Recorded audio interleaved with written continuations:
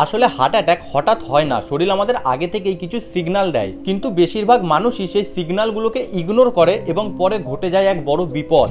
চলো আজকে 3টে ক্লিয়ার সিগন্যাল নিয়ে কথা বলি, যেগুলো তুমি বুঝতে পারলেই আগে থেকে সাবধান হতে পারবে। প্রথম সিগন্যাল, বুকের মাঝে চাপ এবং ভারী লাগা। অনেক সময় মনে হবে বুকের ওপর কিছু বসে আছে, এটাকে একেবারে ইগনোর করা উচিত নয়। দ্বিতীয় সিগন্যাল, বাঁ হাত, গলা বা পিঠে অত্যন্ত ব্যথা ছড়িয়ে পড়া। অনেকে ভাবে এটা শুধুমাত্র মাংসপেশির ব্যথা, কিন্তু এটা হার্ট অ্যাটাকের একটি বড় সিগন্যালও হতে পারে। হঠাৎ করে শ্বাস নিতে কষ্ট হওয়া, ঘেমে যাওয়া বা বমি বমি লাগা, শরীর এভাবে সংকেত দেয় কি হার্টে প্রেসার বাড়ছে। এই লক্ষণগুলোকে অবহেলা করা মানে নিজের শরীরকে বিপদে ফেলা। ডাক্তাররা বলেন 50% হার্ট অ্যাটাকের ক্ষেত্রে রোগীরা এই সিগন্যালগুলো আগে থেকেই অনুভব করে, কিন্তু দেরিতে বুঝতে পারার কারণে বড় বিপদে পড়ে যায়।